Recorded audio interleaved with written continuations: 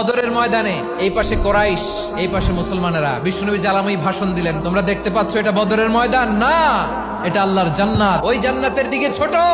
বিশ্বনবীর কথা শোনা মাত্র সাইয়েদনা উমাইর ইবনুল হুমাম বললেন বাখ বাখ, মানে চমৎকার। বিশ্বনবী বললেন মা ইয়াহমিলুকা আলা কওলিকা বাখ বাখ ইয়া উমাইর, আমার এই কথা শুনে তুমি কেন বললা বাখ বাখ? ইয়া রাসূলুল্লাহ, আপনার এই কথা শুনে আমি বড্ড খুশি হয়েছি, আর আমি প্রত্যাশা করছি আমি যদি ওই জান্নাতের মালিক হতে পারি তাহলে কতই না ভালো হতো। সুবহানাল্লাহ বলেন। বিশ্বনবী বললেন উমাইর আনতা মিন আহলিহা, তুমি ওই জান্নাতের অধিবাসী, তুমি জান্নাতি। উমাইর চিন্তা করলেন আমি জান্নাতি, নবীর মুখ দিয়ে যখন বেরোইছে ওই জান্নাতে তো আমার ঢুকতেই হবে, কিন্তু হাতে 3টা খেজুর খেয়ে যদি জিহাদের ময়দানে যাই তাহলে জান্নাতে যেতে তো দেরি হয়ে যাবে।